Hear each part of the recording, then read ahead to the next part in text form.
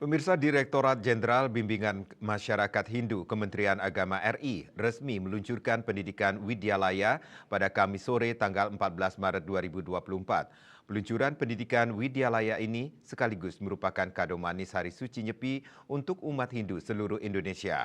Melalui pendidikan Widyalaya ini diharapkan mampu menjawab tantangan umat Hindu ke depan, bagaimana mencetak peserta didik yang cerdas, terampil, bermoral, bijaksana, dan religius. Di samping itu, umat Hindu bisa lebih memperlebar jangkauan pendidikan formal bernuansa Hindu yang mana tidak hanya berfokus pada pelajaran agama Hindu saja, namun juga akan mempelajari pelajaran umum sehingga lulusannya lebih terbuka.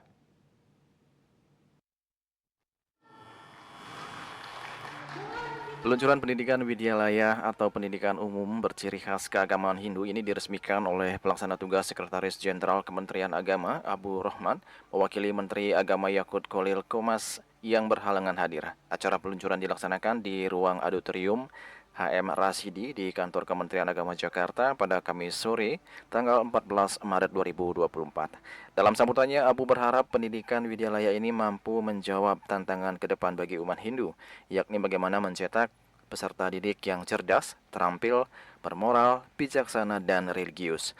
Ia juga berpesan agar sejarah Widyalaya benar-benar menjadi tonggak sejarah pendidikan agama Hindu di Indonesia yang mempunyai kontribusi nyata bagi pendidikan umat Hindu di tanah air.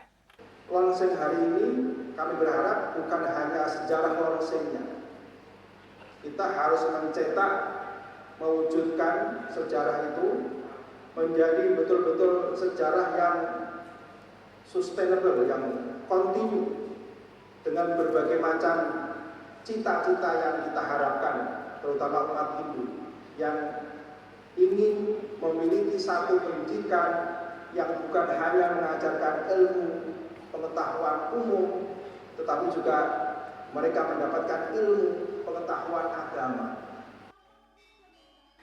Direktorat Jenderal Bimbingan Masyarakat Hindu Kementerian Agama Inengah Dwije dalam keterangannya menyampaikan apresiasinya atas terobosan yang dilakukan Kementerian Agama dalam upaya meningkatkan kualitas pendidikan Hindu. Dengan diresmikannya pendidikan Widyalaya ini, Dwija mengatakan pendidikan Widyalaya tidak seperti pasraman atau lembaga pendidikan agama dan keagamaan Hindu yang terfokus mengajarkan mata pelajaran dari agama Hindu saja. Namun pendidikan Widyalaya ini sifatnya lebih luas karena siswa akan mempelajari pelajaran umum seperti sekolah negeri atau swasta pada umumnya.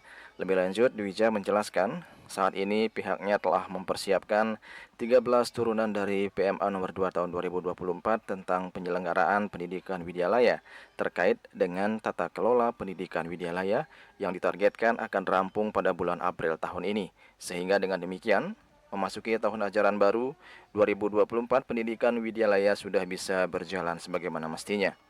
Widyalaya ini adalah menjadi solusi terhadap problematik dari pasraman yang kita kelola dari tahun 2014 kemarin. Dan alhamdulillah Pak Menteri menyambut dengan baik atas motivasi beliau sehingga kami dapat bekerja dengan cepat sehingga umat Hindu di seluruh Indonesia sudah menantikan satuan pendidikan Widyalaya ini akan dikelola oleh masyarakat maupun dari pemerintah.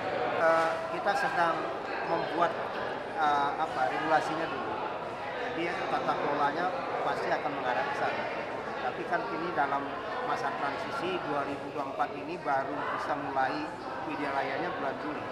Jadi penerimaan siswa baru PDB-nya sudah mulai ke Widyalaya.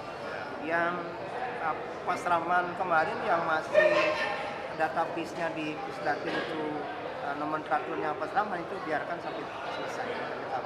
Nanti yang baru ini baru pure ke Widyalaya. Tentu sebagai pendukung untuk pelaksanaan tata kelola pendidikan ini tentu membutuhkan banyak hal termasuk infrastruktur, guru, attending, komite, kurikulum, semua kita sudah siapkan. Lebih lanjut, Dwija mengatakan melalui PMA nomor 2 tahun 2024 ini nantinya ada dua model pendirian yang bisa dilakukan.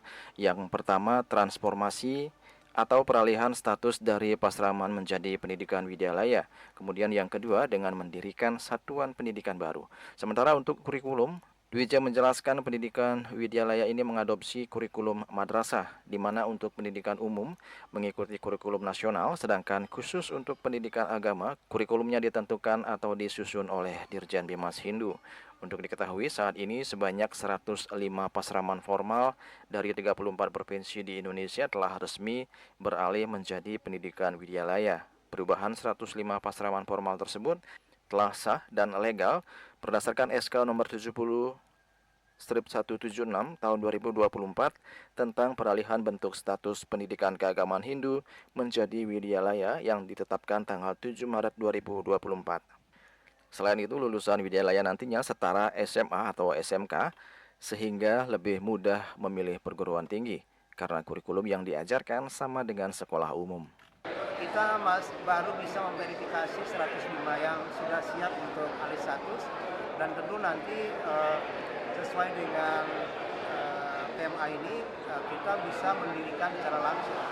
Ini kan alih status, jadi ada dua model pendirian baru dan alih status dari satuan pendidikan yang lain.